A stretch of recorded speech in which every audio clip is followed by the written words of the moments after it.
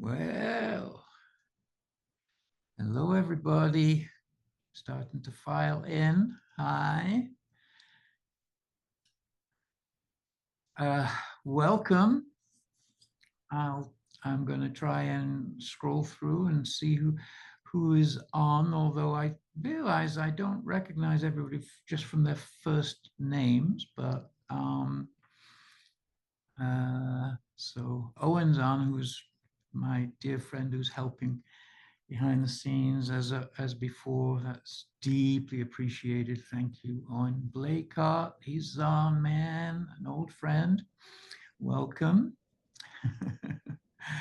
Colin Black, you're on. Kathleen's on. Edward, Benoit, hey, welcome all. Fireflies AI. I'm not quite sure who that is, but that's a cool name. Franklin Lavoie, hi. George Baker, Isabel, hi. Wow, we're coming in thick and fast now. That's great. Katie's on. Hi, Katie, my dear friend from around here. As always, superlatively helpful on the team. Kermit's on. Hi, Kermit.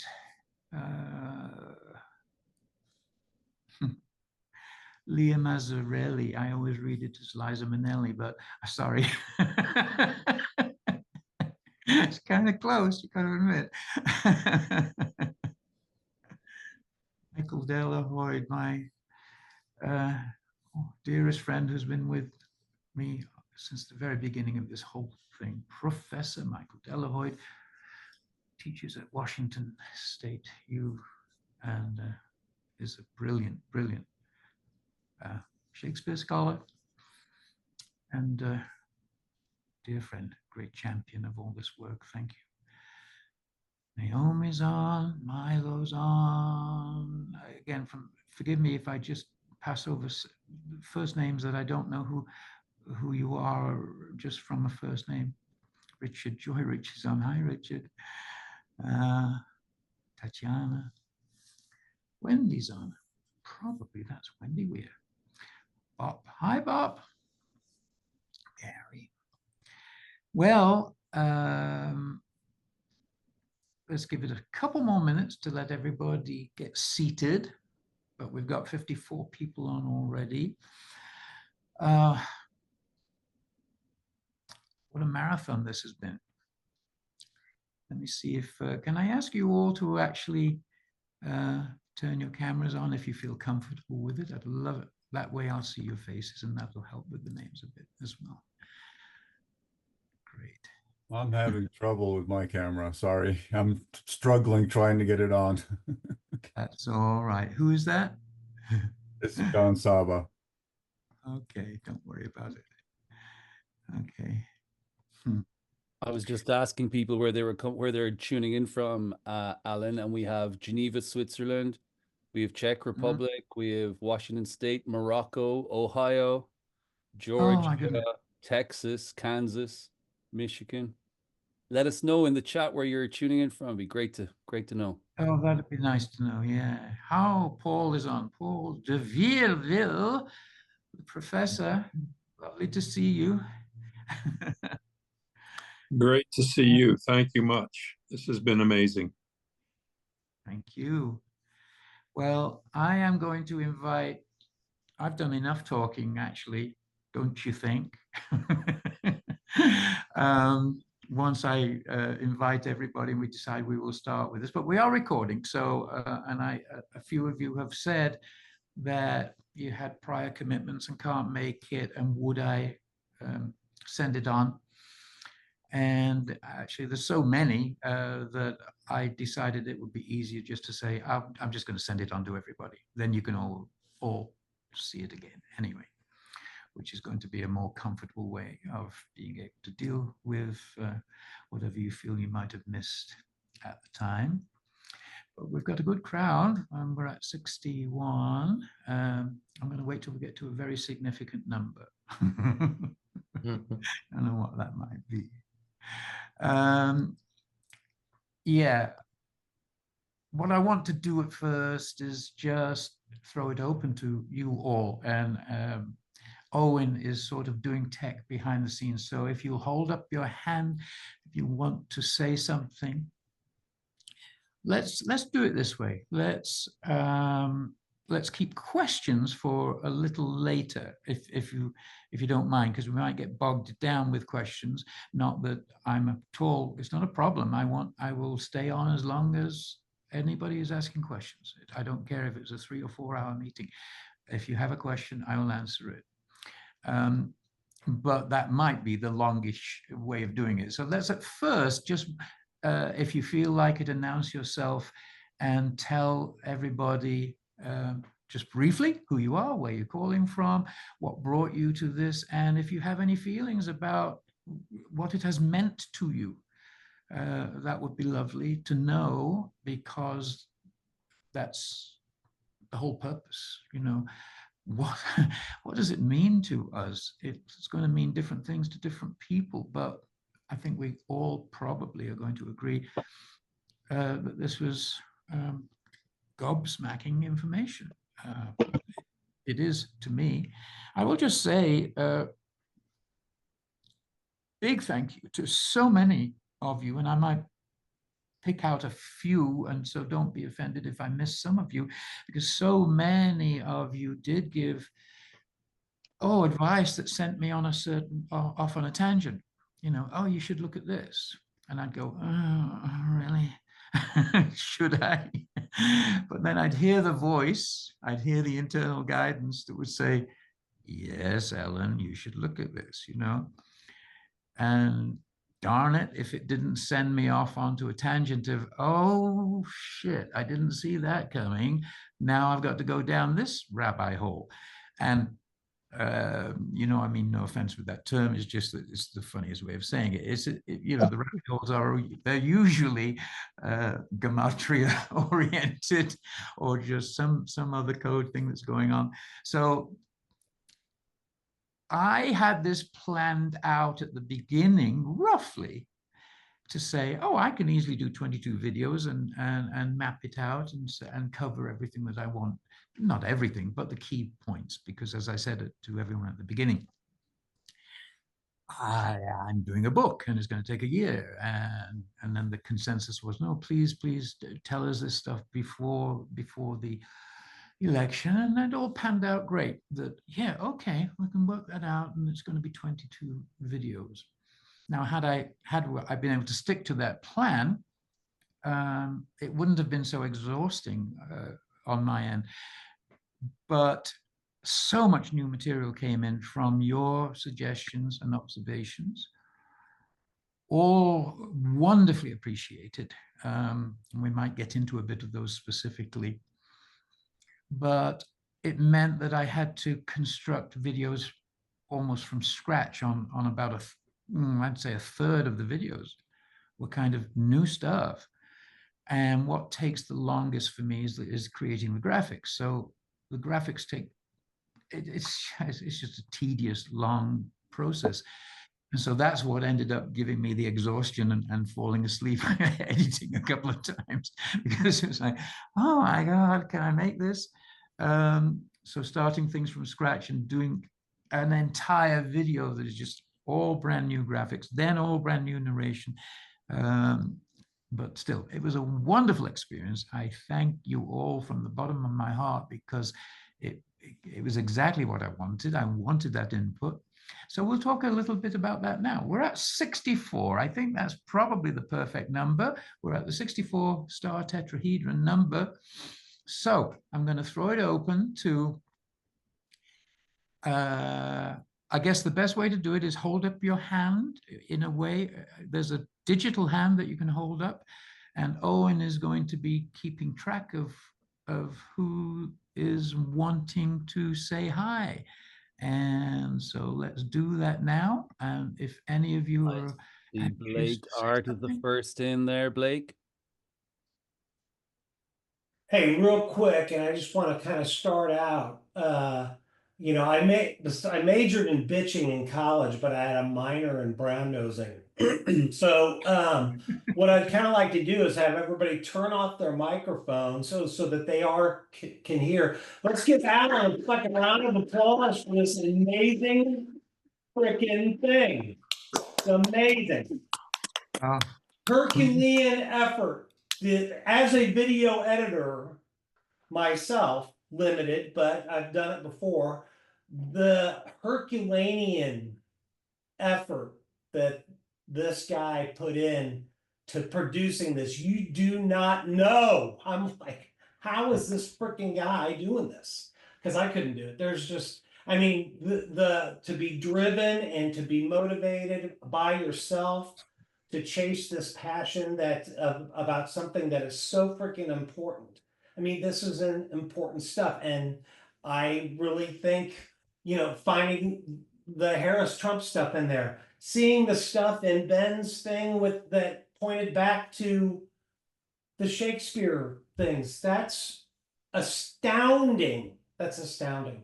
And it just shows that there's been a methodical passing of the knowledge torch down behind the scenes that he stumbled upon. And it's just, it's the when people are able to comprehend the mind-blowing thing behind this, then, you know, but right now I think people are just having a tough time even putting their brains around it. And I'm done. Thank you so much, you guys. And thank you, Alan. Thank you, Blake. Very kind of you to, thank you, appreciate it. Who's next? Did I see Professor J. Paul raise his thumb? I hope In so. agreement to what everyone has been saying there, it's just absolutely amazing.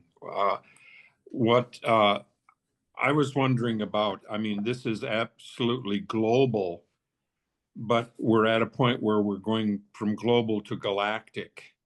And so I would be interested, well, you do go galactic by putting it in with the movement of the sun and the moon and the earth. So, I mean, you are in a galactic rhythm in the 24,000 years. So that's the thing that I'm looking at in terms of its galactic implications, especially in the sense of what is being revealed now in terms of non-human intelligence.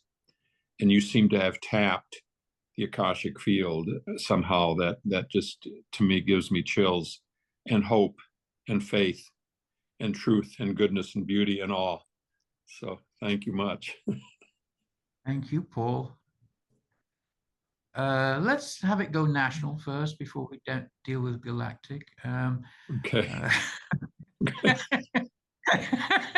I say that because Neil Armstrong's.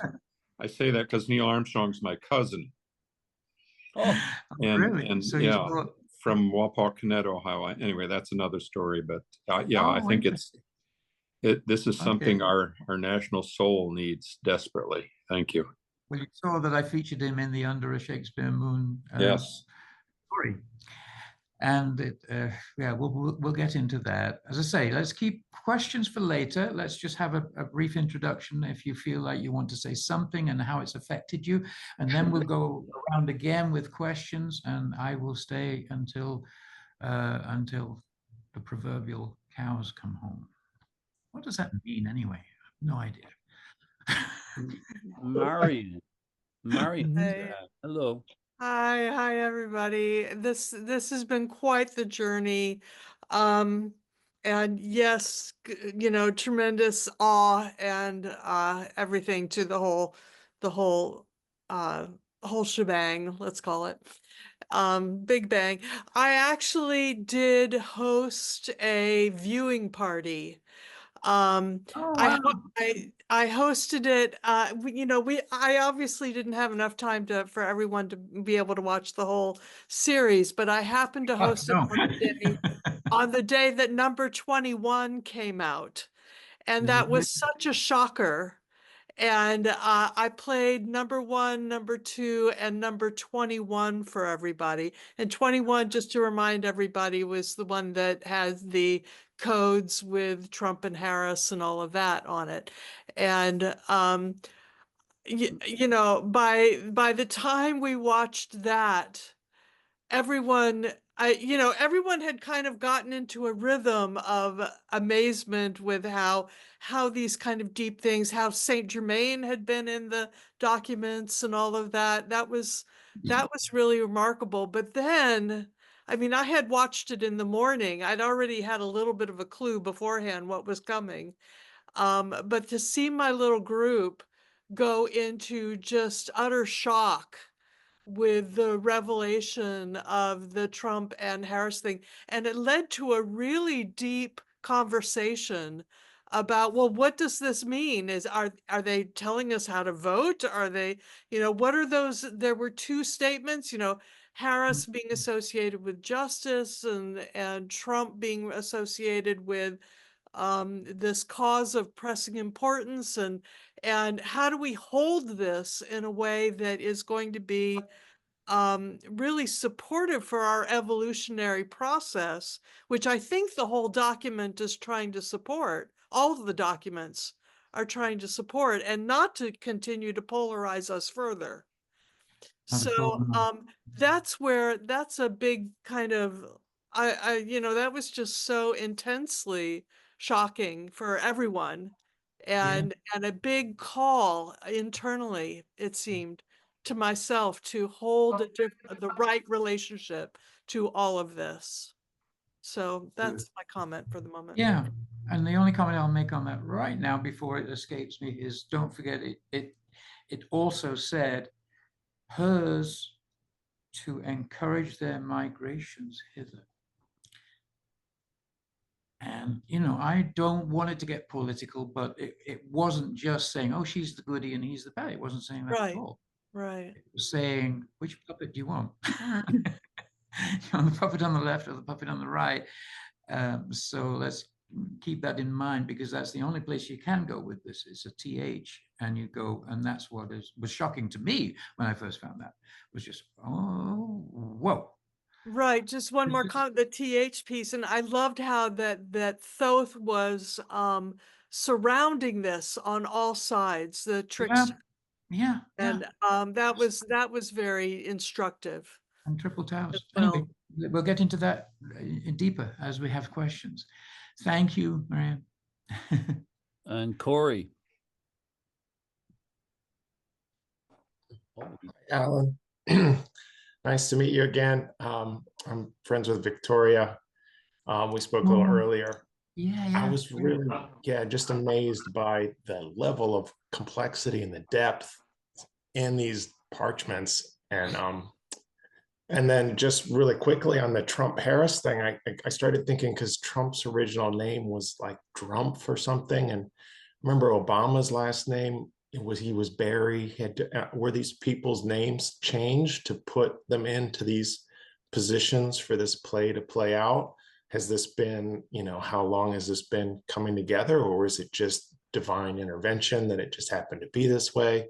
It was really, really amazing. And I just want to say thank you again for sharing this. Because it's just, it's astonishing, and it really gave me a lot of, hope again that these things have been orchestrated by some people that are good.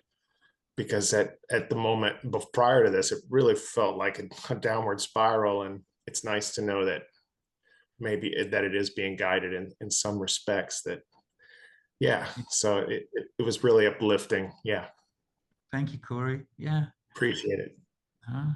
You're welcome. Next Andreas Hart, I see. It's a hand up. Somebody's holding up a physical hand. I don't know if that counts. You got to be digital. I don't count. I never counted. Can you hear me? Yes. Yeah, a little echoey, a little distant, but yes. So this is incredible, because Say who you are, please, because the names are on the screen. I'm known as Bob. Oh, you're Bob. Hi, Bob. Yes. Hi, Alan. I know Alan from LA from years ago through a friend. Right, I can hardly see you. You're on a phone and distant, and it's actually, your voice is a bit distant too. If you can get closer, maybe it'd be helpful. I'm not sure. Is this better? Yes, that's better. Okay, good. Good, good. Nice Yeah. to see you, So Bob. Hey, good to see you. Bob. I mean, I've been seeing you a lot, but you haven't seen me. Yeah, so it's really incredible. 'Cause I've been getting deep into this work this past year, and you know, it ties into the celestials and what real like what this really reveals is that the true government, there's the government of man and there's the government of the heavens, and we're sort of given a choice of where our jurisdiction lies, and that is determined by are we our intentions. Are we trying to satisfy our senses? Are we trying to take control and hoard for ourselves and indulge, or are we serving a higher purpose? And that shows the jurisdiction wherein we lie. And so government throughout history has been a necessary evil in order to control people with animalistic tendencies. And as information and education has improved over the centuries, we've been able to get people out of this sort of animalistic mind and tendencies, and teach them to attain higher things. And so this is all coming. I have a lot more to say. I'll just to wrap it up. So you know, the sun and the moon, these are celestial beings. These are up there in the heavens in the divine kingdom, and all this stuff, like this has been guided from on high the whole time. Yeah, thank you, Bob. And Milo has his hand up there. Hi. Can you hear me okay? Yes, we hear you loud and clear. Yeah, I just, such gratitude, Alan, for your work. And I mean, this has tied a thread through many connections, kind of to echo similar things to what Bob has said. You know, real humility in where we are today, and you know, the opportunities we have to see this brighter narrative coming through, that there has been guidance the whole way along, that there is an agency of angelic forces who have our best interests at heart and who see a future of unity. And you know, your connection in all of this to people like Nassim Haramein, and you know, the deep ancient roots to go back to Egypt. You know, this wisdom and technology that has such salvational power, I think, is echoed in this work. And just so grateful to have had your brilliant, playful narrative alongside everything else that's been going on at the moment. So thank you. Thank you, Milo. Much appreciated. Leo. Yes, great. Thank you very much. Do you hear me? Yeah. Yes, we hear you. Yeah. Okay, perfect. Well, actually, Milo, I think was his name. Milo did summarize it already so very well, because I wanted to say the two words, it's faith and gratitude. So gratitude also to you, Alan, and to the forces behind you, which guide you.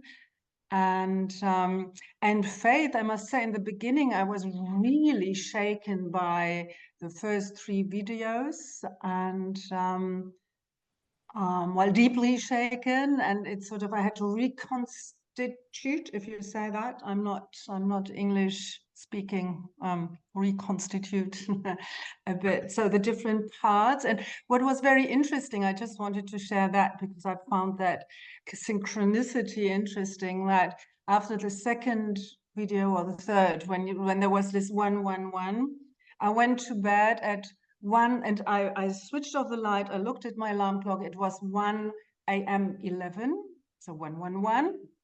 I thought, oh, how funny is that? How does that happen?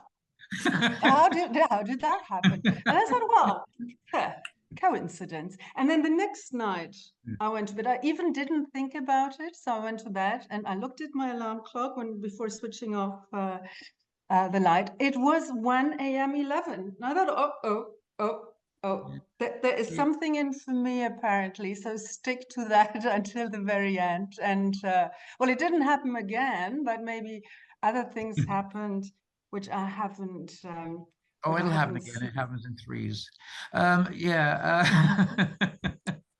Well, the angels have a sense of humor, don't they? I mean, they really do. Oh yeah. It's just, it astounds me all the time how you go and look and you go, oh yeah, just a little nudge to just say, yeah, it's okay, pay attention.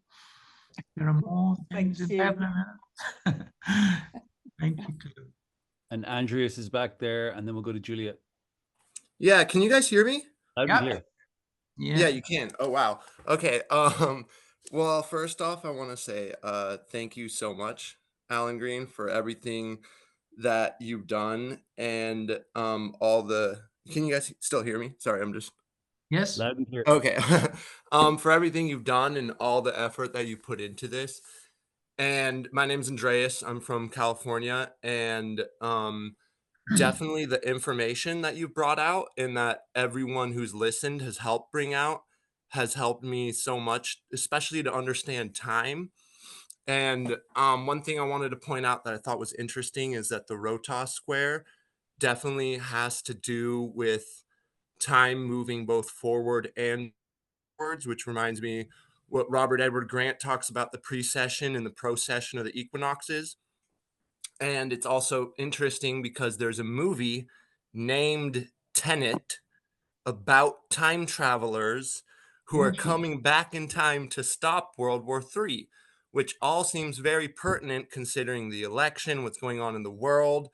And the more I engage with this information, the more I think about time travel and how it's involved with fifth dimensional consciousness, breaking out of the matrix, and like how Shakespeare's connected to the Constitution, to our founding fathers, how that's all connected to what's happening now in this moment in time. And it's just so, it's almost, it makes me think of a force that is outside of time, that is inserting information into our time loop at different points. And for us, it seems like messages from the past referring to what is now. But I believe that whatever consciousness left these messages didn't view it that way. They view only an ever present now. And so they can input information at different points along the time stream to create an inevitable breakdown of our linear conception of time. Because like information like this, it's hard to digest without considering consciousness that exists beyond time and beyond our limited framework of understanding.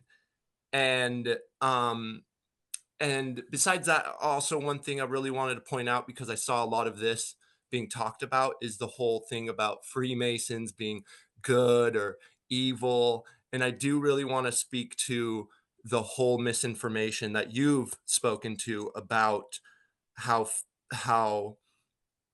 they've been infiltrated in modern times. And so it creates a connotation of evil that isn't necessarily true, because I do believe that Freemasons, once again, it's about understanding the architect of the universe and understanding how the universe works.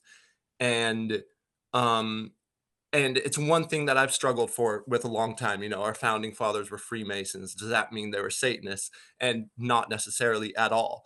And a great book that I would suggest to people is the Leo Zagami, Confessions of an Illuminati.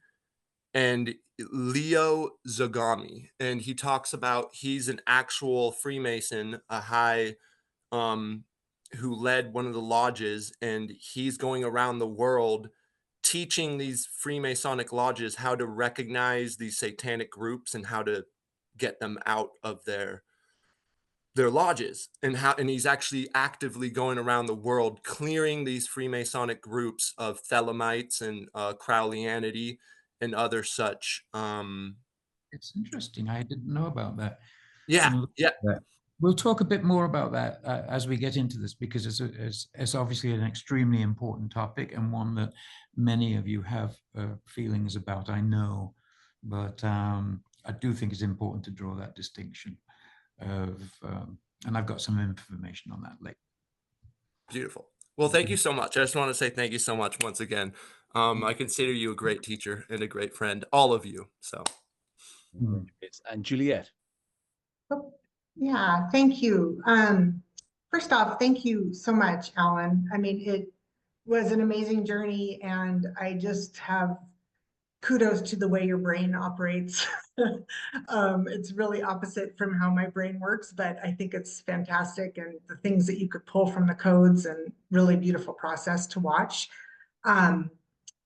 You know, so my background, I am in Washington State. I have a background in architecture and urban design, but I'm also a student of evolutionary astrology and Peruvian shamanism. And so my brain automatically goes to archetypal kind of themes and concepts in this work. And, you know, anything I say, I don't want it to offend anyone from a political standpoint, but what really struck me in those last two videos in particular was, you know, your references to Hamlet and some of the Egyptian mythology, and that notion of like, we are kind of part of this larger like morality play, and our role in that and the process of that. And what stuck to me was, and I've often felt this, that Trump has a role.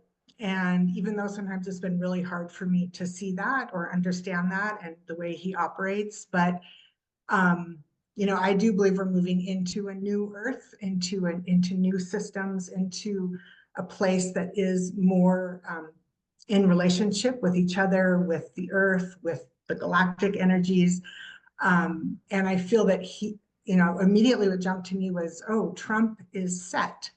And he is coming in and he's dividing us up. He's chopping everything up.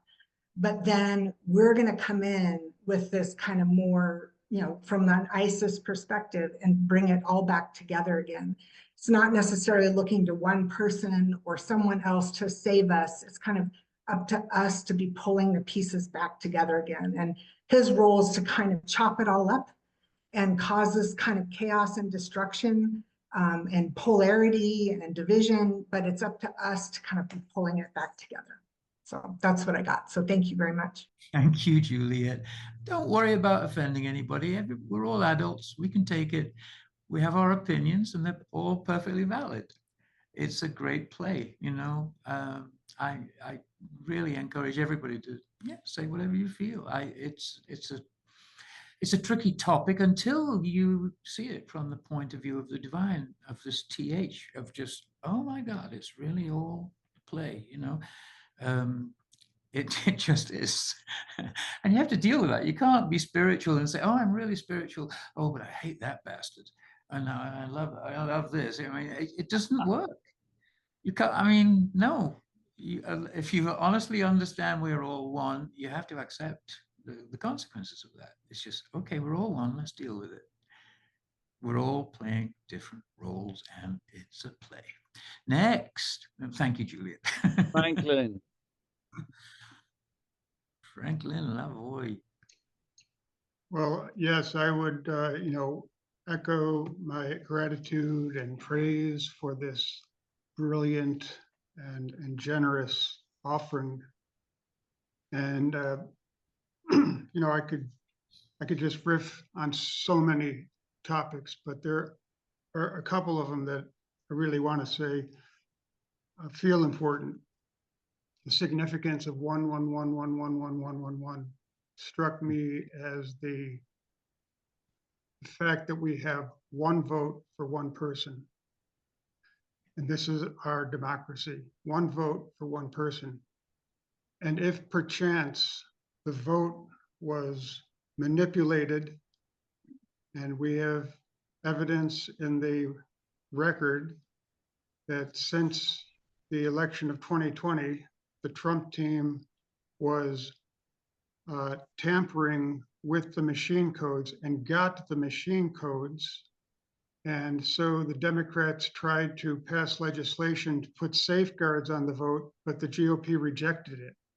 So what we can say with certainty is that it was very likely that they did get into the system, and with, you know, the money that Elon Musk was throwing around and the technological sophistication of that team and their willingness to do anything, it's hard to imagine how polls that were at 50-50 ended up so unbalanced, except to say that it doesn't add up. And to see somebody that was literally entering a kind of psychotic state of free fall and dwindling crowds in the last week or two, why that suddenly rallied to create this enormous wave of success, except to say that, you know, the evidence is there in the record. I'm not making this up. For the last 4 years, there have been article after article telling us that the computer voting system is not safe. And we know that they got a hold of the code. So, you know, that's just a tragic voice in the wilderness. I went down the rabbit hole in 9/11, and it makes me feel like a you know, a pariah, like I couldn't do that anymore. But at this point, with the odds so enormously, you know, so enormously significant of what's about to happen in a couple of months, it should be said that, you know, this enormous wave of success, it really needs to be questioned, because it didn't look that way at all in the media. Okay, so that having been said, thank you. and you know, yeah, and his telling people in the last week, you know, you don't have to vote. We've got enough votes. Don't worry about voting. And you know what politician, you know, spouts such lunacy if something's not going on behind the scenes? But another thing is just about the nature of light and the photon. And what is the photon? I would, through a vision, a direct vision, a direct transmission from 1977, what is the photon? I believe it is the serpent of wisdom. And they're like an incomprehensible, vast choir of angels singing the glory of the Creator. And this is how the illusion of the material world arises. And they are literally the letters. I don't know if you've studied Nassim, not Nassim, but Stan Tenen, the Meru Foundation. Strongly urge you to look into that. Yes, you know it. So the flame letter, that all of the Hebrew alphabet is created by the vortice. And so the letter itself, and I've seen this when the Tibetan monks came and built a sand mandala in Buffalo, as they took the mandala apart. The first thing they did was they reached in with grace and reverence and removed each letter, because each letter was a deity. Each letter is an archetypal intelligence that operates not in the physical world, but outside the physical world, which is an eternal realm. And so, you know, these flame letters of light are operating in all things. And as we build these figures of light, right, we're participating in the creation. And so, yeah, it's hard to relax, but I guess we have to get psychological and relax the body and say, you know, God, the Creator, the Matrix, Mother God, you know, has a hand in this. We have to trust all more than a hand in it. Yeah, has a hand. Yeah, thank you. I knew this was going to be a really great and engrossing discussion, and please, yeah, all feel free, just have at it, because that's the whole point. We're in the midst of a play, and we all have a role. So, but thank you. I think what you just said about the Stan Tenen's work and the idea of the letters all being divine is shown to us in these documents. I mean, what else? How else can you explain that? It's in these documents. Whether completely known by the actors like Franklin, or is it a 50-50 job? You know, we'll get into that. Thank you. Next. Yes. So, yes, thank you, Alan. I enjoyed it so much. I was waiting every few days for the material to come out, and it was so eye-opening and gave me such faith and confidence in this continuity of information being passed through the ages. It was really beautiful. But I wanted to just say that you were so entertaining. How much I appreciate it. You made me laugh so many times with the memes you stuck in and your costumes and the different things. It was really, really entertaining. So I just want to thank you for putting all that, because it was a lot of information sometimes to take in, and then you would break it up with something that I would be, laughing hysterically at, or laughing at myself at, like how I'm understanding this. And I really appreciate it. So thank you very much. Good. Thank you, Pam. Well, that's the only way, isn't it? Yes. It's the divine comedy, don't forget.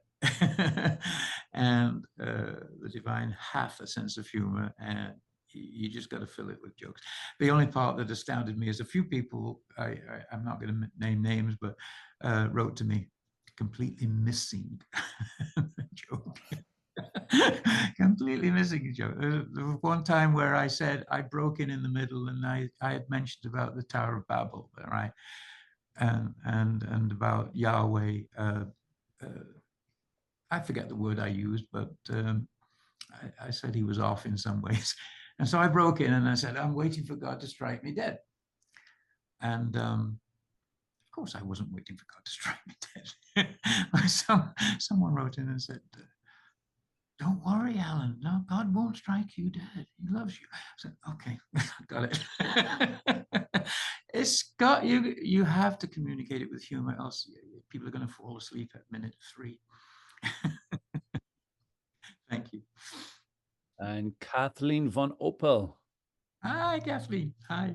Hi there. Can you hear me? Yeah. Yes. Hi, everyone. Oh, hi, Alan. Mwah, love you. Thank you, Kathleen. So happy to be here. I just came off Robert's Peru trip. Oh, yeah. Great. How was that?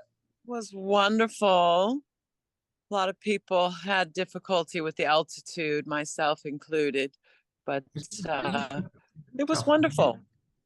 Okay, good. Yeah, I'm just wondering how other people feel and think about, because I've been following this guy for a while now, and he has been saying all along that we were in continuity of government, that this was all a psyop, and that it was all planned as our government's been in exile. What guy are you following? I'm sorry. His name is Rattletrap, Derek Johnson. He's a military guy who says everything has been going by military laws and orders, but people haven't realized that. And, it's amazing how many people still follow the media, whatever they're telling people. But yeah, I find it interesting that the whole thing has been somewhat strategically done, and we're still under, military laws and orders, and, the theater of it all, I guess from what he says, Biden never took office. He got a military funeral from the get. And therefore, Kamala never became VP, and it's all been a military psyop. So I don't know. I find it rather interesting. It is, isn't it? I've heard that they died years ago and these were just actors. So who knows? Yeah. I mean, honestly. So it's just you give up and go, okay, whatever. Let's deal with what we have. Continuity of government. So it's interesting. Anyway, I just thought I would add that. If anybody else. Yeah. Yeah, I love you, Alan. I love you. Thanks for calling in. Stay on. Thank you, doll. And Karina. Hello, everyone. Oh, Thank hi, you Karina. so much, Alan. This was such a ride. I mean, I echo the, waiting for the next video to come out. And like, I had so many synchronicities also happening around the videos coming out. And sometimes, I emailed you and I was like, oh, this happened. And then I Yeah. had that amazing dream and it was just like, wow. But I think what I wanted to just say is like, it really helped me to take all of this less seriously. And I think that's somehow also that purpose, right? It's like our inner journey is more important, I think, than our outer journey. And I love that the Mero Foundation came up and this group of people is just exceptional. I'm like, wow, this is my crowd. And it's just like, can we just go into that unity consciousness through our own inner journey and then really just see how everyone has a different perception of what's going on right now? Everyone. It's crazy. Like, my perception is not like what has been said so far at all. And I'm just like, and it's amazing. It's just like, we're just being put into this position of like, am I right? Do I need to be right? What's going on? And just, maybe taking out the drama also out of everything that's happening. And it's that unity, right? Trying to practice it.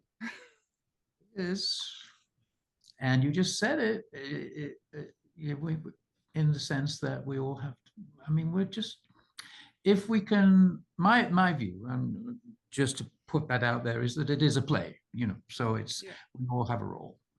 And if, for me, it helps to understand and remember that we got a role, we come on, we do a play. There's got to be a villain, there's got to be a comedic aspect to it, there's got to be a child speaking truth to power, there's got to be, right? That's how you have a drama. Yeah. But I think when we all meet up behind the curtain at the end, we'll all be going, whoa, well done. Yeah. Wow. Exactly. You've played your part very, very well. Well, that's just me. That's my opinion. Thank you, Karina. It was nice meeting you on. Nice to meet you. After a couple of exchanges with letters. Thank you. Who's next with their hand? Darius. Darius. Yeah, Darius.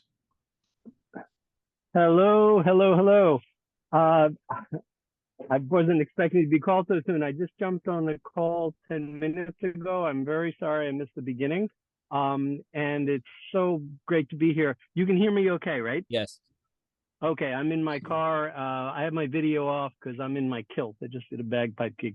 Anyway, so yes, this has been an incredible. Yeah, I was actually just doing a Veterans Day thing, playing patriotic tunes in the bagpipes, and I'm stripping out of my kilt.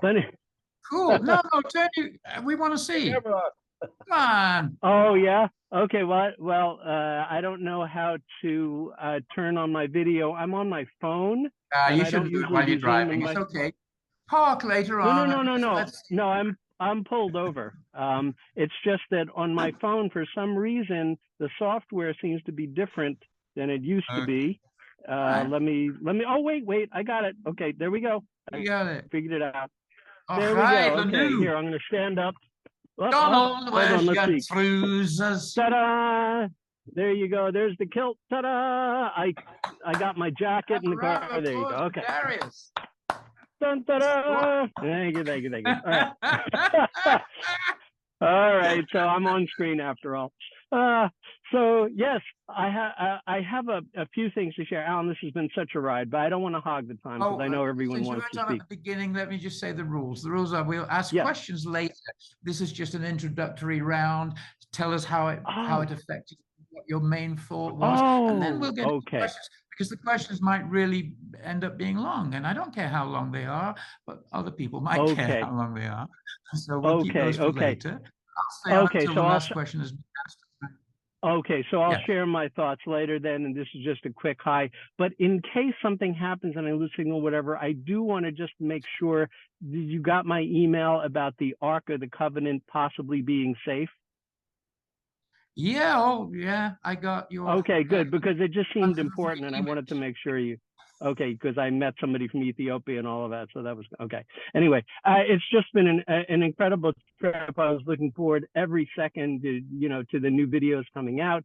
So many things that couldn't. Yeah, I bet. And I have huge respect. And by the way, I just want to say, I bow down to your technical abilities of doing all the graphics and everything. It's just amazing how you do all that. And in no bowing addition, down here. None of that.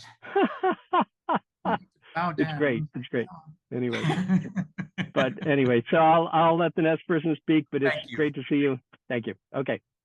Thank you, Darius. It's nice to see you after having see so you. many exchanges, Darius. You were very, Indeed. very communicative. I Thank you. appreciate it. Thank you. Who's next with their hand up? Got Robert next. Oh, I presume that's Robert Connell, is it? that's Robert Connell. Yeah, that's me. Hello, Alan. Thanks for Hello. all your hard work. Followed you quietly from the wings since all your Shakespeare stuff, which was incredible. I wasn't expecting so many of the same players to pop up here, and every time I put word up to the universe that nothing will surprise me now, it never fails to do so. So you've been responsible for a lot of that. So thank you very much, really. I'll keep it brief. I'm in Australia, so it's early morning here, but I was born in central London, just near John Dee. So you inspired me to go home last year, and I went to Egypt and John Dee's resting place, and it was very inspiring. So everything you've done has been incredible for my journey. So thank you for being a giant with big shoulders for me to stand on and doing all the hard work.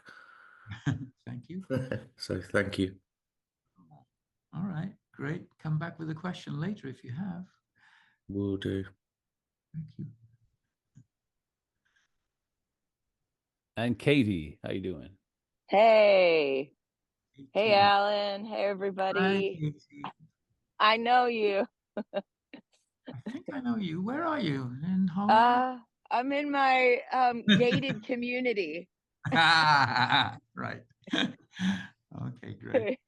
Hey, I just wanted to say hey, and this is such a big accomplishment. Like you really poured a lot, and it's amazing that you were inspired to do this before we knew how anything was going to unfold. This was before it even got as dramatic as it did. So I think it's great that you gave so many people such a platform, and other people that I'm sure will tune into this later when they, tune into the resonance of this. And so it's like, I feel like you gave everybody a platform for these higher wisdoms, which is like surmounting all of this anyway, which is also, this moving towards a more perfect union. And when one person, of course, is in tune with themselves, then that's more powerful than millions of people who are not. So it almost, of course, doesn't, I mean, it matters, but, in the play of things, and then it's not as so overwhelming on the emotions, I feel like. So this is just like a really incredible thing that you did, Alan. And I'm just like, always proud of you and all of your evolutions. And so this is just like you keep topping yourself every time. So just want to say I love you and congratulations. This is awesome. Thank you. Katie's a tremendous help on the team here. She's an author. She has a book out called Quantum Design. You should all check it out. She's a good friend and has been on this journey with me for quite a long time too. So thanks for saying hi. Oh, I know the next person up with their hand up. What's up, Alan? Hey, man. Good to see you, man. You too. Good to see you all. What a riveting performance. I was on the edge of my seat. I kind of got in a couple of videos late, but I was, man, as soon as they opened up, I would kind of drop everything and I was just in it. Also, yeah, amazing production value, and like just to see your production skills elevate. I also really appreciated you sharing yourself personally with your music background and knowing more, getting to know more about you and your history. And then it was funny and appropriate to learn about the personality you had, you know, many younger, you know, giving the producers and music contracts, giving them some attitude. But the main two things that come up for me are just diving deeper into the Magic Square. You know, if how Benjamin Franklin figured that out, and how have you been working on how he did that, like decoding the 256 and the 2056 and the 16 circles and finding any patterns in how that works. And then the other thing is the altar stone, and what's inside the altar stone is obviously the pin or the key to all of this. It's just really apparent, and I'm like, what? There's a mystery there. So what do you have any insights, or are we just awaiting the next thing? Is there something we can do or build a movement towards that? Yeah, that's a question, and we'll get to the questions later. As I said, this is just our introductory round, not to squash that right now, but it takes, if I start answering questions, I will go on and on. So let's keep the questions for later, but stick a pin in that one. The altar, yes, and looking at 2056, yes, in my spare time, yes, I've been looking at that. I also wanted to mention just a deep dive I've been doing on the legal and lawful side, and the private and the public. And just like there's an above and below, there's the different jurisdictions of the private and the public. And the trust law under God's law, the private stuff, the Bible is a constitution for that. And so there's a whole deep dive in just the lawful system and the legal system. And so I saw that come out into the original keys between the constitutional republic and the corporate state that we're in now. So there's more information there, just to put that out there. Yeah, that's an interesting aspect. Yes, I would. So come back with questions on that later. We'll all discuss it. Thank you, Brent. Lovely to see you on. Elaine? Hi, hello, everyone. I'm speaking from England, the Wirral, if that means anything. And I'm really sorry, because I have a burning question, but I'd better leave that. I've thoroughly enjoyed everything that I've been following you, Alan, for a long time, and before you, Alexander Waugh. So and we deeply mourn his passing this year. His contribution to all of this has been amazing, and you are incredible. So I'll just leave it there, and I'll keep my burning question for later. Oh yeah, don't forget your burning question. We want to hear it. Any other introductions? Yes. Gabby? Oh, hi. Oh, thank you. Hi, Alan. Thank you so much. I've been a big fan throughout this whole journey, and I'm lost for words, really, how to thank you for everything you've done. Clearly, it is channeling, and I'm so grateful to you for sharing this with all of us. I also wanted to touch on a couple of things which are the time element, I kept coming back to that slice. I didn't really know what it meant, and I suppose I have to save questions for later, but that's a point that I would love to know more about. And at some point, I don't know if I will be able to stay for the whole duration, but I also wanted to bring up another thing, which is I was born in Argentina, I was raised in New York, and I've been living in Europe. Now I'm in Luxembourg. My husband is British, so I have a connection with Britain. I have a connection with Europe. I have a connection with South America. I have a connection with America. And having worked at the United Nations, I kind of feel like I'm a little bit the voice of the world in a sense. And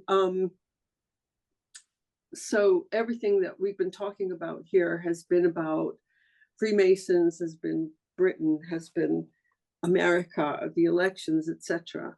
And I often think about, what about the rest of the world? What about everybody else? And how all this is affecting all of us. And I come back to, I just want to say, when I started working at the UN, I was 21 years old. I was a clerk. I started very, at a very low level and slowly worked up.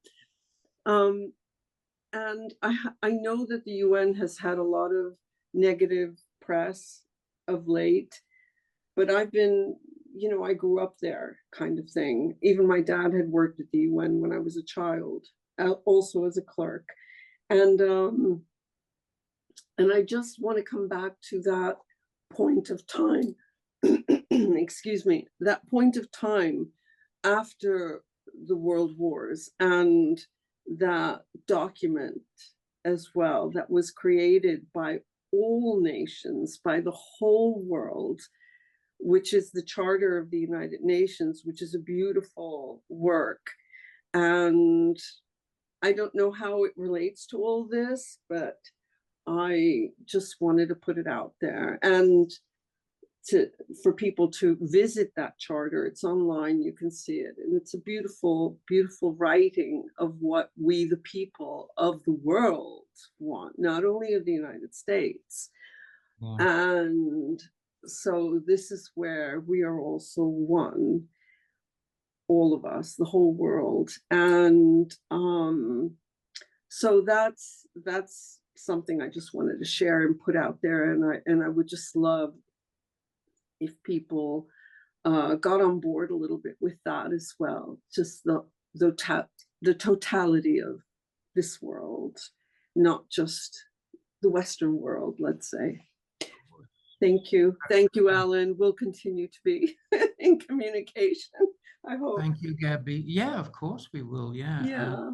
Really good point. Of course, it's yes. And it's sending a little bit of fear up my spine, because thinking it's probably encoded and that'll be another year's work for me. But, yeah.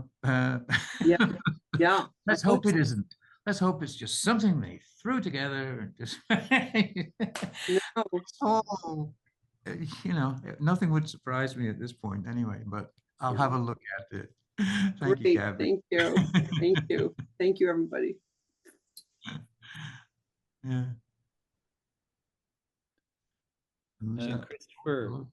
Christopher. Hey. Yeah, hi. Oh, you're Christopher. Yeah, hello. Hi. Oh, just great to meet you. Hi. Yeah, Great good to meet you too. Yeah, and thank you so much. This was absolutely the perfect companion to go along with the lead up to this election, and just the ability to pull the curtains aside and have like a peek behind the scenes, whether it's the divine or actual people working the puppet strings behind the scenes. It was all just so fascinating and so illuminating, and I'm so grateful to all the effort you put into this, and really excited to see where these breadcrumbs lead to, and what else, because it feels like there's a lot more to be discovered as well. So I think so. Thank you. Thank you, Christopher. Christopher, everybody, is the one who found natural laws, which beat me by about, I'd say 65%, I think. I mean, literally, it was a better solution than the one I had. After you got Saint Germain on the left, and then you see, I dicto, I declare the supreme what. He found it. Natural laws, absolutely perfect. Congratulations. He's a sleuth to be with. You'll probably find lots of other stuff as well, I hope, because that's again, I keep putting that out to people. I sent you something this morning. I sent everybody something this morning before the call. I sent you the actual grids as a last sort of bonus.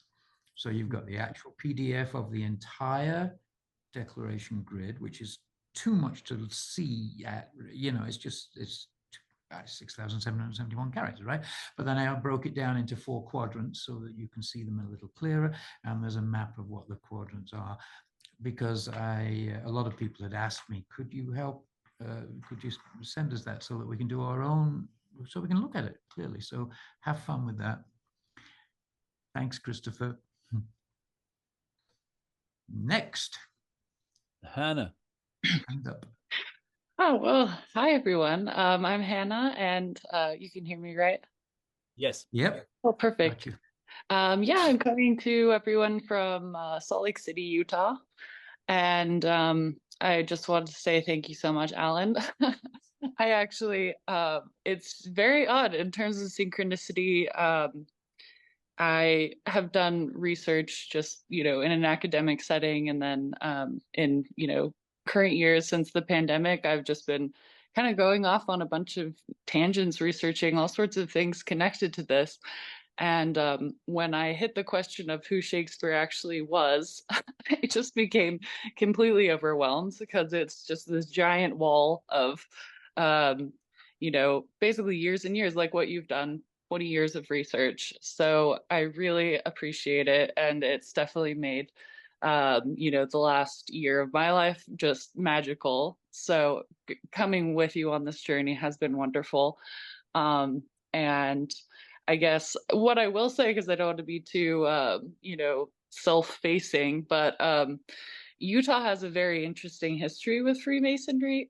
My family, they came from England, Switzerland, and Ireland, all sorts of things. But we have a huge family history library, and my ancestors have been amazing about documenting everything. So we have these huge charts, 15 generations back, of all of our ancestors and how they connect to Europe.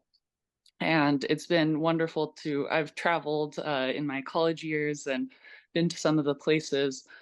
But yeah, in terms of Freemasonry and Egypt, even Egyptian culture, there's all symbols around Salt Lake City of Egyptian symbols, and we have it in our flag and everything. And as a rebellious teenager, I went completely away. So hilariously, I do archaeology, but it's all Greek and Roman. And I just didn't want anything to do with my sort of past and Utah, and I wanted to travel and be away. And I came back in 2019, and so it's been, this has all just been wonderful for integrating and connecting the dots, connecting, the wonderful wisdom of ancient Greece, and then appreciating now that I can appreciate it, all the connections to the United States Constitution, the founding, even the history of Utah and our culture, the mainstream Mormon culture here and history. But yeah, so it was just wonderful, because it was like the most fun, hilarious, and wonderful way to kind of connect all the dots, instead of having, because there are so many conspiracy theories, and a lot of them I don't think, they're too negative and they scare people. So it's been wonderful for me to have it in just the most fun, intellectual, and great way possible, and avoid all of the, oh my gosh, what's going on with those culty things or whatever. But so thanks again. Oh, thank you, Hannah. Yeah, good, interesting. We'll talk more about the Freemasonry background that you've got there. I'm glad it's nice to heal, isn't it? Like you go, I don't want to have anything to do with this, and then you come back and you go, well, I guess it was all important. I need to understand this from a fresh perspective, maybe. That's great. Thank you for that input. Richard. Hi, my Alan. friend, How are you doing? my friend from the vigil in Stratford that I did some time ago, 6 weeks of praying at the church. Yes. Richard showed up. Nice to see you. Yeah, lovely to see you too. Thank you again. Thank you so much for all the hard work that you've put into this. I was very lucky, as Alan says, to spend a day with him in Stratford upon Avon at his vigil to open the altar stone, and then got a very early sneak peek of a couple of these codes back at your Airbnb, Alan. But then I was so excited to hear more, but I could not have imagined the depth and the breadth of how this has unfolded and transpired over these videos, and it's just blown my mind. What you've done and are doing is absolutely incredible. So thank you very much. I'll keep it short, but yeah, thank you, much appreciated. Thanks, Richard. Lovely to see you. Hello. Next hand up is Sonia. Sonia, yes, good morning. Well, it's morning here in New Zealand. And hi, Sonia.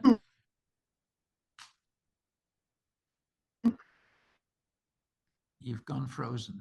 Where is she? Hello, Sonia. I'm just blown away and your wonderful sense of humour. It's easier to learn heavy stuff and new stuff when it's done with humour. So it's greatly appreciated. And I think the main thing I've taken out of this is the 111. We're all one. And you've tied things together over time and space. We've come from ancient Egypt and Great Britain and Ireland, and here I am at the bottom of the world in New Zealand, and we're talking about the American elections, which, you know, I'm not American, I can't vote or have any input into those elections, but it does have a huge impact on us in this country as well. And it's just really, really hit home just how much we are one. We're all connected through time and space. So thank you. Thank you, Sonia, and for echoing what Gabby said. The same thing, same message. You know, it's not just we are one in the wonderful country of America. No, greatest country in the world. Yeah. Okay. Yeah. Thanks.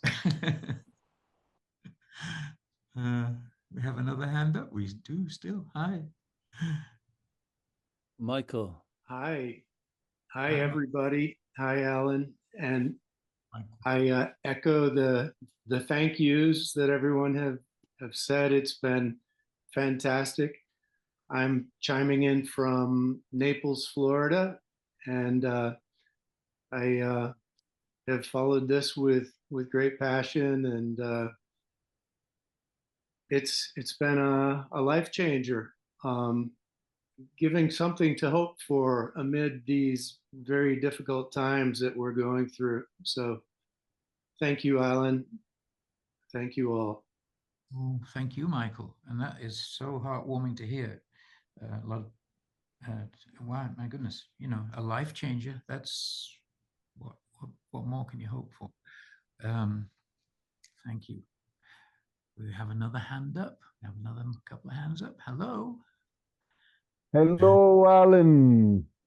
How you doing? This is Arturo Cusco. Oh, you're Arturo. Hey, man. Good. I'm incredibly excited for next year. I really believe that the discoveries that you made with the Shakespeare codes, as well as the American codes, and the codes that Robert found in the Vitruvian Man, and all of them pointing to the pyramid, and the Great Pyramid is pointing to the celestial music harmonics and many other things. And so I'm very excited to see how all these new discoveries are going to unfold and where this is going to lead up to. And thank you so much for everything that you're doing. I've had so much fun. Thank you, Arturo. And yeah, that's an important aspect to get into. Where's it all going? We'll get down that rabbit hole. Next, hello. Hi.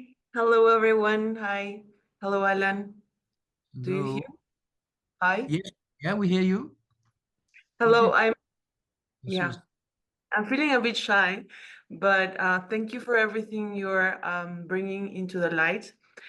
My name is Susan. Perhaps my accent is a little bit Spanish because I'm from Peru. And Okay. yeah, right now from the Sacred Valley in Cusco. Okay. So I want to thank you from my heart because your work has also helped me to trust more in my intuition. I think these are really, really, really important times. We are creating from within, actually. And it's beautiful that you can look at the letters of the, you know, the boxes in which you put the letters, and you can just see the things and the patterns. I admire that because I usually see things, but more in another way, like more etheric, maybe. Yeah. So in 2021, I was in New York and I was living there, and I just saw like kind of like the matrix that it's encoded there in the city. And I became fully overwhelmed by it. But I'm like actually working on it. And actually right now I'm writing a book about that, and also Paris, and also yeah, the codes in the culture of America, which you are also tapping into, and that's so amazing. So I'm just fully grateful to be here and honored by your work as well. Oh, thank you, Susan. I think we all probably want to hear later what your experience was, how you saw it, because again, we all have our different particular roles to play. I always joke with my friend Wendy, who's on here, who is a channels. She's a channeler, and I always say, "Oh, I don't channel, you know, because I don't see it the same way. I don't sort of invoke a particular entity or anything." But everybody laughs about that. Who knows me? They say, "Well, you're channeling in some way, right?" So now I have a word for it. I call it channeling because I'm British. So we don't have an English channel. We have a channel, right, under the English. So what I do is I channel. But we'd love to hear what your experience was seeing it as a matrix. That sounds fascinating. Do we have anyone else? I'm going to disappear off screen for a moment because I've got to put the connector on before my computer runs out of power. But I'm still here.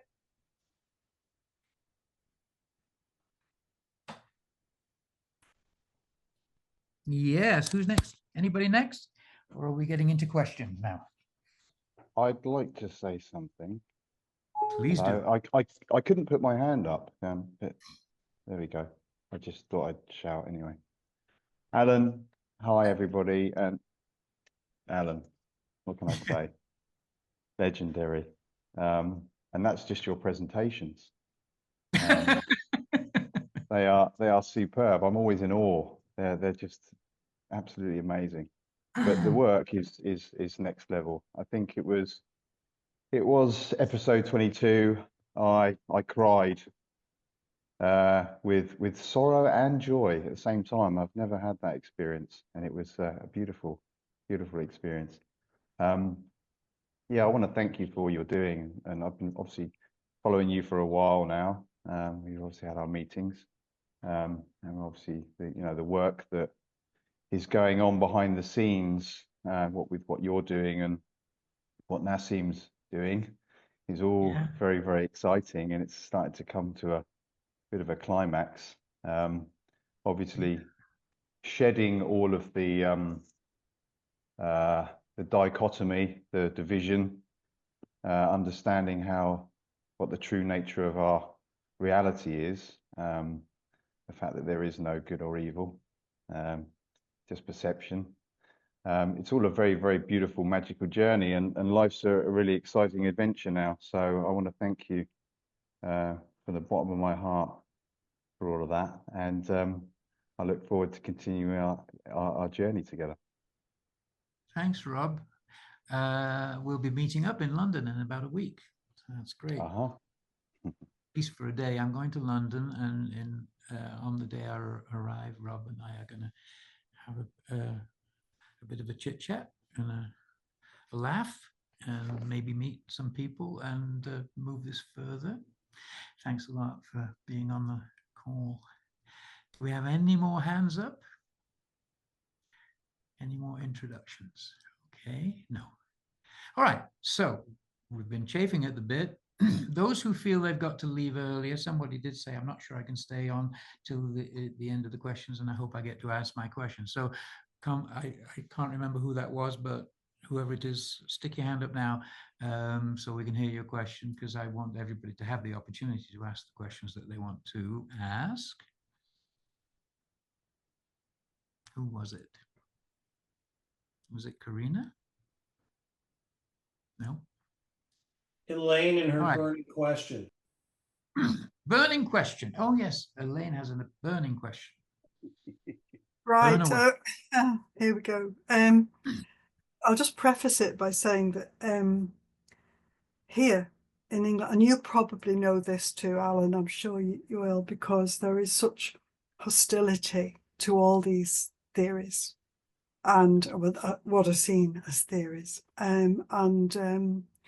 You know, Stratford upon Avon is a holy place. It's the birthplace. It's, you know, people go on pilgrimages there. So, you know, all of that. And all of the professors and all the academics whose careers are built on believing what, you know, they believe, that him from Stratford. Anyway, it's, I think that moment in time was just groundbreaking. Well, it was it was the word it was sorry, it's it must have been such an intense moment during the lifetime of Edward de Vere, and what happened then with how this knowledge was passed on. So anyway, so to go back to the burning question is, in the beginning was the word, and the word was de Vere. I wondered how you imagined or understand how the de Vere family would have got that name.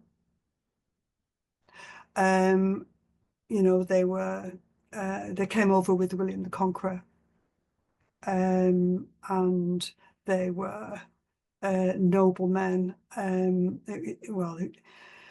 The Earls of Oxford were the premier earls in the country, in England. From the word go, from the get-go, it seems, you know, side by side with William the Conqueror. And it seems just mind-blowing. There's no, I wish there was another word for it, that in 1550 Edward de Vere was born, and he became the person he became and what he wrote. I wondered how what your understanding of how that could happen. You know, so we've got de Vere, the Holy of Holies, the word, you know, the word that is the beginning of everything, and that becomes the name of Shakespeare. Yeah, true Shakespeare. Really it's a burning that I have wrestled with. I've just chucked it on you, just chucked it all over you. No, Sorry. it's something I have obviously wrestled with for years and years and years myself, because of course it's that's one of the first things that sends you into this aspect of you must view time differently, because that name itself, the Hebrew name for the Holy of Holies, being de Vere, and it deriving from the word devarim, which means word, but in the holy sense of the first word, as of John 1:1:1. Yeah, in the beginning was the word was with God, and the word was God. Well, and you notice they say the word 3 times in that sentence. So it's the vibration, and that is the Om vibration, and at a different pitch, it's light. It's the same thing. It's just vibration. The moment you come from unity consciousness to duality, you've got to have vibration. So that's what it means. And so, yes, the word is interchangeable with meaning the beginning of creation. And so you're saying, so how come he comes and incarnates with that particular name? I mean, and it harks back to them coming over originally, the Earls of Oxford, with William the Conqueror. And there's no answer to that other than, oh, it's written. You can't wrap your head around that, other than to say, well, it's thousands of years old, and now he incarnates, and he just happens to be the 17th Earl of Oxford, the De Veres. On the other hand, he may not even be that, because my personal belief is he is the son of the Queen from her first child, and when she was raped by Thomas Seymour when she was 14 years old. And there's a lot of evidence for that. Thomas Seymour was executed for not, they didn't prove that he impregnated her, but they certainly proved that they had intercourse and that he was planning on marrying her so that he could become the king. I mean, it's just, right, when she's 14 years old.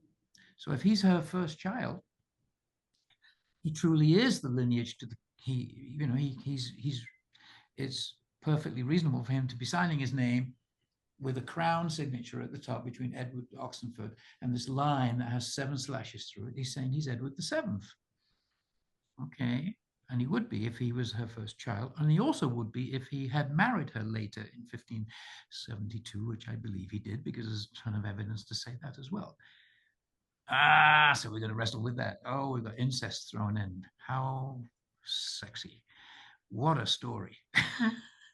I mean, it's just, ooh, and they're playing out what? They're playing out the metaphor of the virgin birth. Yeah.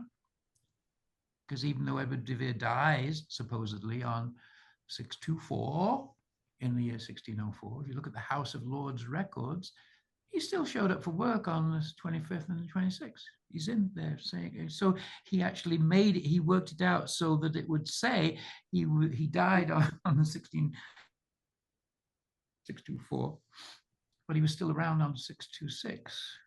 What is that echoing? He's echoing the resurrection of Christ. Dying, and then within the 3-day format, he's still there. But the history just ignores all that and just says, no, he died on that day.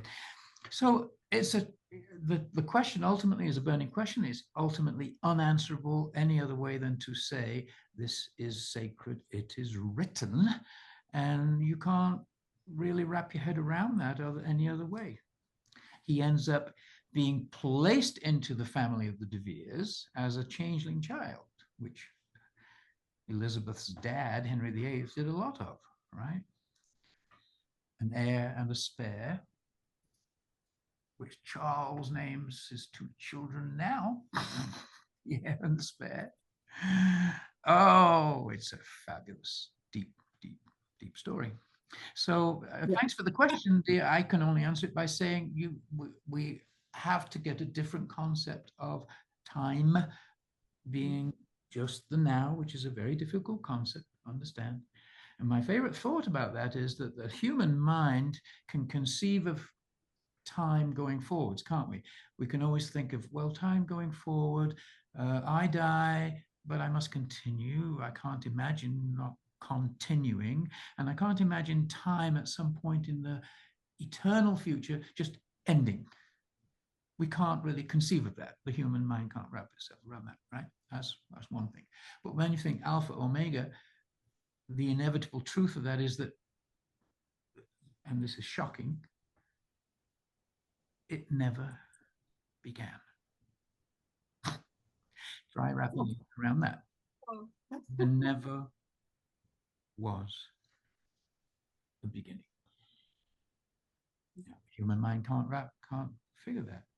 So time is this mystical thing, and your question gets really to the heart of it. How can that name be what it is, unless this is all a story that we, the collective I am,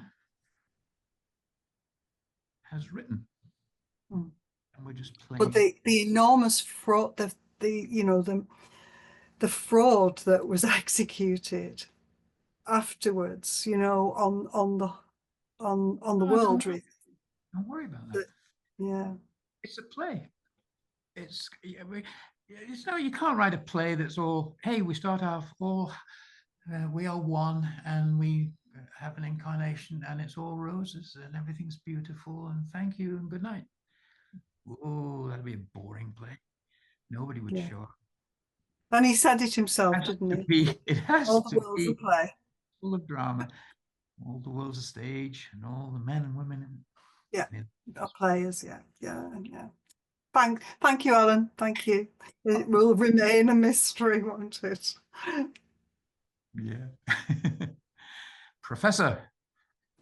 Yes, I think I can add something to that, but I'm unclear. But what you have brought forward in terms of the De Veres in England is a lot of new information for me. In 1972, I went to Vireville-sur-Mer on the Normandy coast. Most of us know it as Omaha Beach.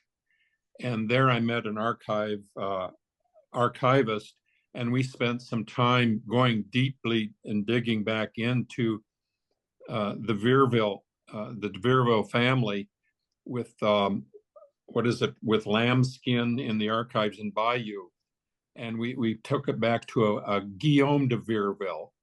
And there were also some de Virevilles, and it was spelled several ways, with the V-I-E-R as well as a V-E-R-E. There's multiple spellings. And there's also a river named Vire in Normandy.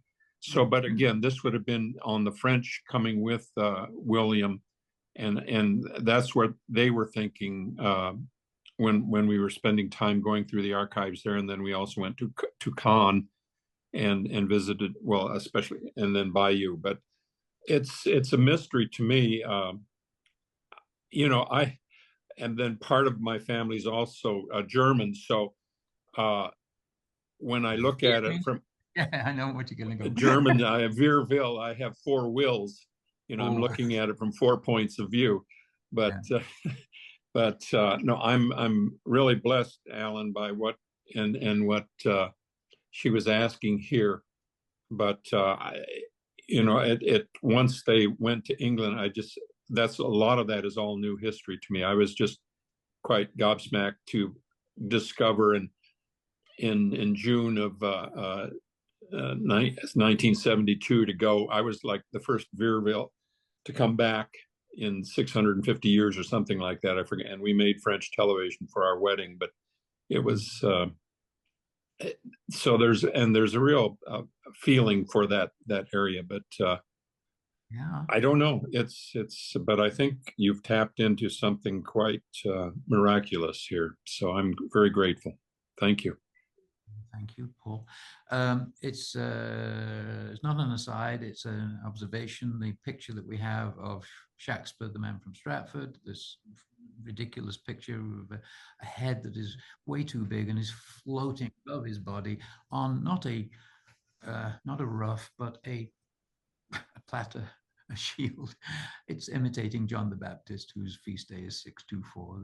It's all very, very deeply encoded, and he's got two right eyes and all of that. But he's got two triangles coming out of this side of the shield that his head is on, and four on that side. Right. So you just happen to mention German is, Vire is four. What is de in French? Two. So you got 2 and 4, you got de Vire is another hint that, okay, this is clever stuff. There is also a Castle Cruelly in the nearby, a few miles away from Vireville-sur-Mer, and this was the place that during the invasion that they used to telegram information back to England. It's Montgomery had his headquarters there, Cruelly, Castle Cruelly, and there were several de Virevilles during the 12th and 13th century living there. But well, we have a weir on the call here, spelled I-E-R. Yeah. She might have some connection to that. In fact, that's how we got to know each other. She saw Wendy down in the bottom right-hand corner on my screen, who's another amazing person who's deeply. Well, there's a great psychiatrist by Johannes Weir in northern Germany. Yeah. I need one. Thanks, Paul. Thank you. Yeah, next question. Michael. Hi. Essentially, her question was, where does this De Vere pop up from? Where does he come from? And I assume that many of you are familiar with the Emerald Tablets of Thoth the Atlantean. It's a beautiful work that Robert Edward Grant has commented on and said, he's read it over 100 times, and I've pondered over it deep and also many times. But let me read a small passage. It's talking about the children of life who are there to guide mankind. So it reads, there in the hall of life, filled with their wisdom, known not to the races of men, living forever neath the cold fire of life, sit the children of light. Times there are when they awaken, come from the depths to be lights among men, infinite they among finite men. So that's one solution. Sounds a lot like some of the people we've been talking about. Yeah. That's all. Thank you. I may have a question later, but I just wanted to comment on that. Great. And I'm jumping in here, Alan. So I've spoken to you about this theme before, and I work in the world of leadership, visionary leadership, as a visionary leadership advisor and coach. And so one of the great images of Freemasonry is the two pillars. Seamus Heaney, the Irish poet, talks about the poetic and the practical, and that the frontier between them is there for the crossing. And I know you and many of the group here, myself included, we are so blown away by the poetic aspects of your discoveries. But what I'm interested in and drawn to is the practical aspects of this reality that you're showing us. So if we go back to the Shakespeare project, I mean, we were looking at Francis Bacon.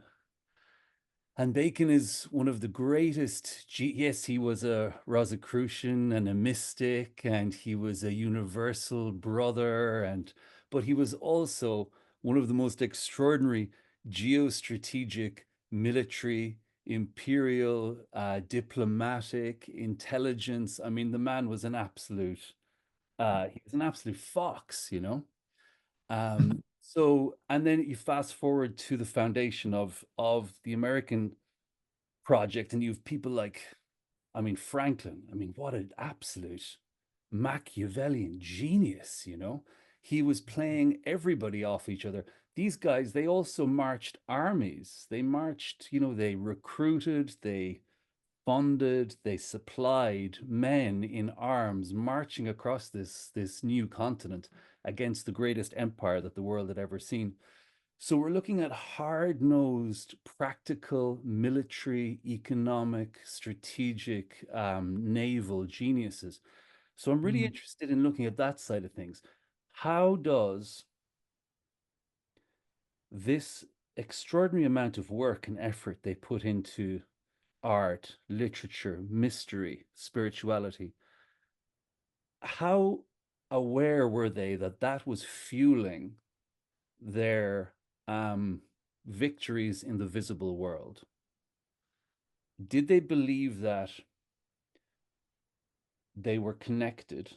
Is there examples of them talking about the importance of the spiritual aspects of their work in creating the visible victories that they achieved?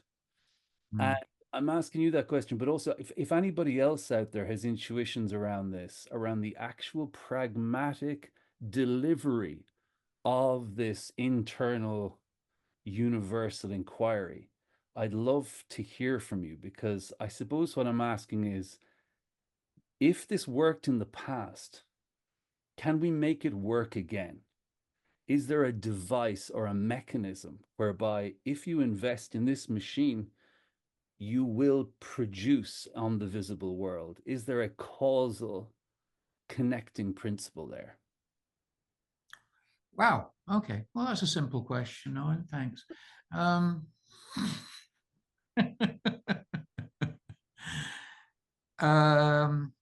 It's core.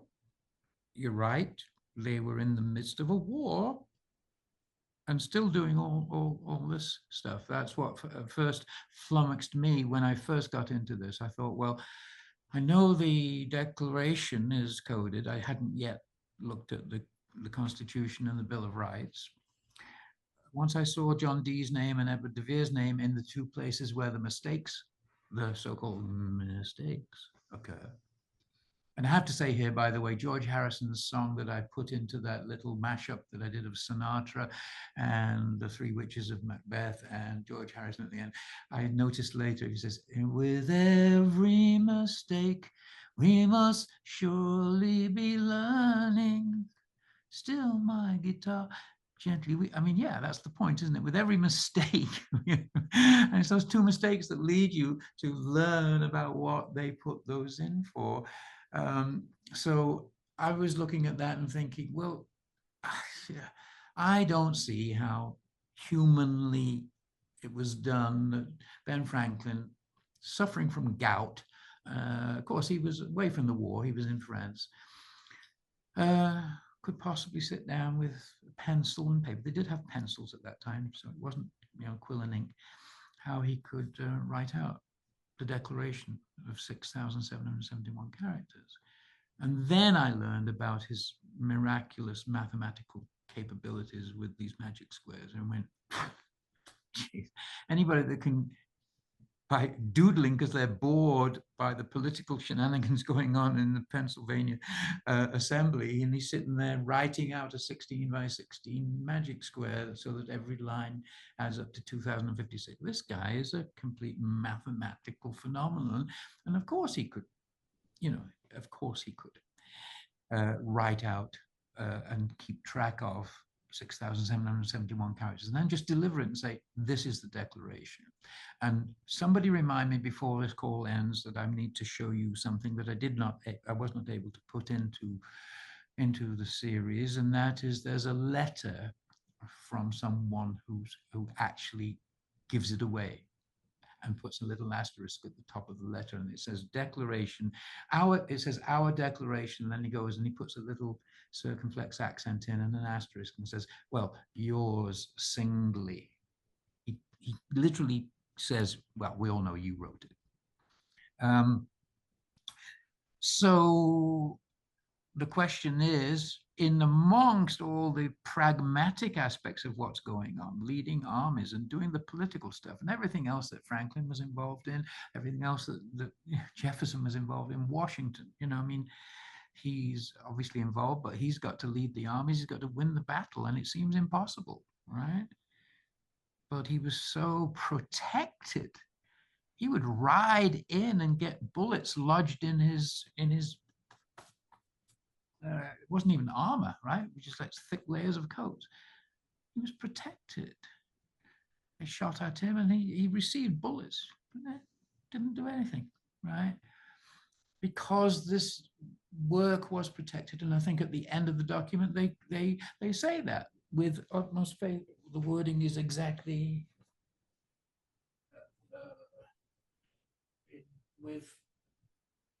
I'll find it exactly in time, about their faith in divine providence. Don't forget, they're signing their names to this, and they're all guilty of treason, and they're going to hang for it if they do not win this war. And it's not going well at the time.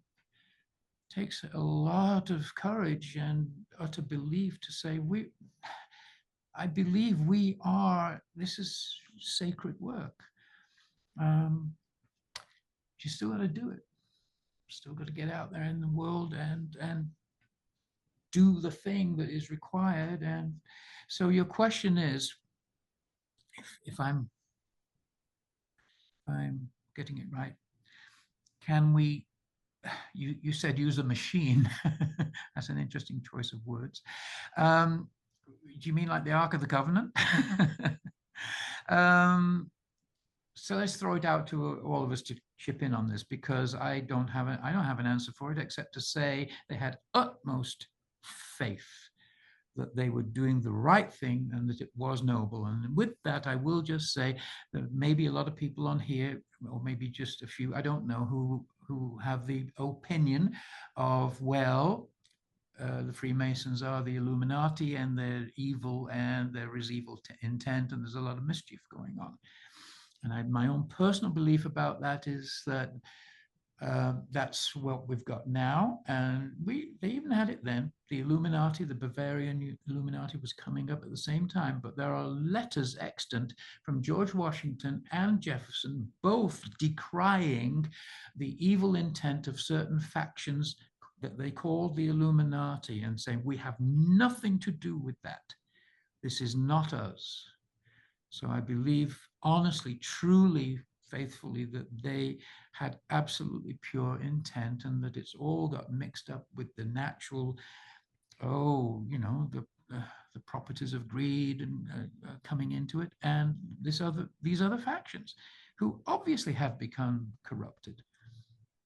It's part of life on earth, and that is it. But I do not believe that the original intent of these original founders was anything but purely wanting to build a new Atlantis that Bacon writes about.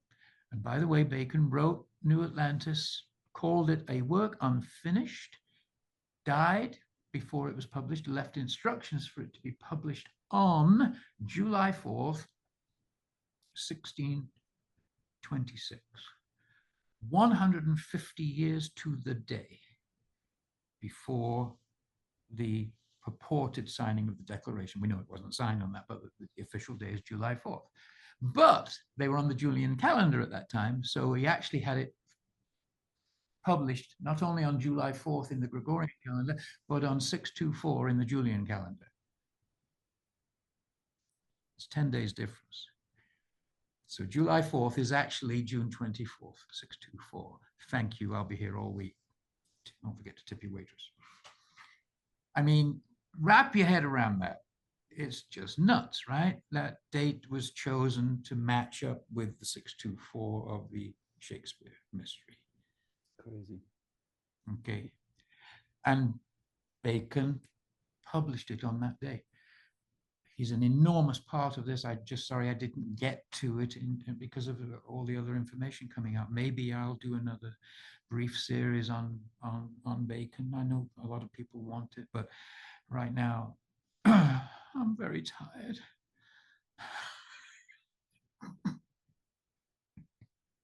I'll get to it. So let's throw it out. I'm sure that didn't totally answer your question, Owen, but how can we utilize?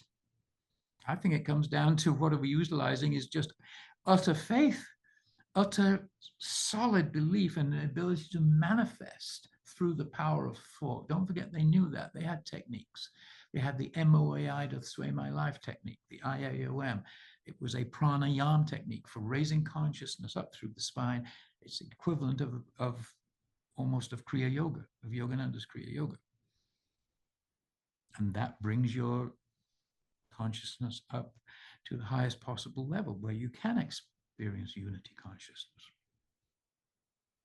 So maybe it's a combination of that. I mean, they're not going to talk about that, of course. They're just going to say, we're going to move forward and create a new nation. And they're flawed individuals, yes. They're slave owners. But Jefferson put a lot of abolitionist text into the Declaration before Franklin took it out, because he knew we wouldn't have an America if they left that in. No way. The Southern colonists were not going to go for it. It wouldn't have happened. We would never have had an America. They had to start somewhere, thin edge of the wedge. Let's move towards a more perfect union. Yeah, it's a mishmash of all kinds of feelings. I've talked too much. Anybody else want to weigh in on that question of Owens? It's a good one. Hey there. Alan, again, what an achievement. And I am long-winded as well, so I'm going to just blow through some notes I've taken here. Extraordinary claims require extraordinary evidence. And I know that that's the dopamine trail that Alan chases every time he's uncovering a new mystery, because I have the same thing. Alan and I are very much the same animal in regards to or at least I think, in my opinion, he's probably going to disagree, of course, because I'm a horse of a different color myself. But what Alan it does, and what is so difficult to do, because it is difficult for me to do, is he is diving into the infinite, the eternal realm, and uncovering embedded in our physical clues, deciphers, all this cryptology that is embedded. It's embedded in the Bible. It's embedded in our founding documents. It's embedding in Shakespeare stuff. Why? Well, because this is how consciousness operates. And that is difficult, super difficult to address. And I've been hooked on Alan since the pyramid stuff, before he did the CPAC things. He shared those videos with me before he presented at CPAC. And I don't know if I even, Alan, I don't want to claim that I turned you on to CPAC. I know I introduced you to the Grammarica guys, a podcast that has given you, some exposure to a very loyal, and I don't know how many of you here in this room listen to Grammarica Canadian podcast, where they kind of dive into these type of esoteric subjects. Those two, the document is revealed. When I saw that, I mean, it was a mind-blowing world paradigm shifting change for me, and it's changed my life for the better. In regards to what, the Ark of the Covenant is supposedly an axiom, according to Graham Hancock. Please check out the book, The Sign and the Seal by Graham Hancock. Supposedly it's there, and there's a whole culture around it. It's in a place where no one can go but one guy, and he dies. Once you're granted to be the guardian of the Ark, it's kind of like a death sentence, and you're dead within a couple of years, because it's just so powerful, radiation, whatever. Owen describing the practical. That's what Alan is doing. Is he is looking to the past for clues to help us figure out the future. What my work is as an artist, and as a self-selected artist, according to Terrence McKenna and the hashtag ArtsTask on Twitter. If you go to ArtsTask on Twitter, you can see a lot of my work there. Is now we've got all this information, now what do we do? They're sending us a message from the past to show us, hey, we've got this, you've got this, so what do we do now? That's where my work focuses, and again, where I run into the problem of having to articulate this infinite pre-existing notion that I've tapped into and try to manifest it here on the physical realm. I'm working on it hard with my philosophy through my website, reality-redesign.com, and my philosophy is simulation assumptionism, which ties totally into this is a play, this is a school, this is a morality play, and it's been put here for our joy, our remembering, our membership into we are all one, the 1-1-1-1-1. It's all what Alan does is his is the foundation and the laying of the giant bricks of what we can build a whole new world and a whole new way to be a new Atlantis, which is right here and now. And that's why all that stuff is embedded and all that stuff. Couple more. So Owen, I would love to talk to you about that. And that's something I think. Blake, let's try to, I do not want to cut anybody off at all, but in order to, let's at least try to cut it into time slices of a couple of minutes each, and then come back later as well if you've got more to add, so that everyone can get their bit in. I'm not at all cutting you off. I'm saying let's try to slice it into 2-minute segments so that everyone can have their say, and then we can have round 2 and round 3, and that's going to be fairer to everybody. I'll save the rest for round 2. Thanks, Alan. Yeah,